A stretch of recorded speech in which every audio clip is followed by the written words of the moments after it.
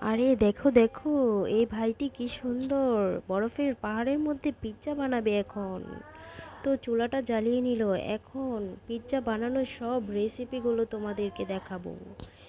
এই দেখো, এটা কি করছে? আরে এটা তো বিফ, টমেটো, এগুলো সব একসাথে চুলার মধ্যে দিয়ে দিবে এখন। দিয়ে তারপরে এগুলো সিদ্ধ করবে। এখন এই ফাঁকে পিৎজার ডোটা বানাবো। তো দেখো, আমি এখানে তেল আর তিল দিয়ে দিলাম, এখন ময়দা দিয়ে দিলাম, তারপর আস্তে আস্তে ঘুরিয়ে ঘুরিয়ে পিৎজার ডোটা বানিয়ে ফেললাম। সুন্দর হচ্ছে না খুব? টমেটো সসও দিয়ে দিলাম, এখন বিফগুলো দিয়ে দিলাম। তারপর এখন মেন সিক্রেট, চিজ, যেটা যেটা ছাড়া পিৎজা জমেই না। ওয়াও, এটা রেডি হয়ে গেছে। এখন আমি এটা ট্রাই করব। তোমরাও কি আমার সাথে ট্রাই করবে? তাহলে অবশ্যই লাইক, কমেন্ট অ্যান্ড সাবস্ক্রাইব করে দিবে।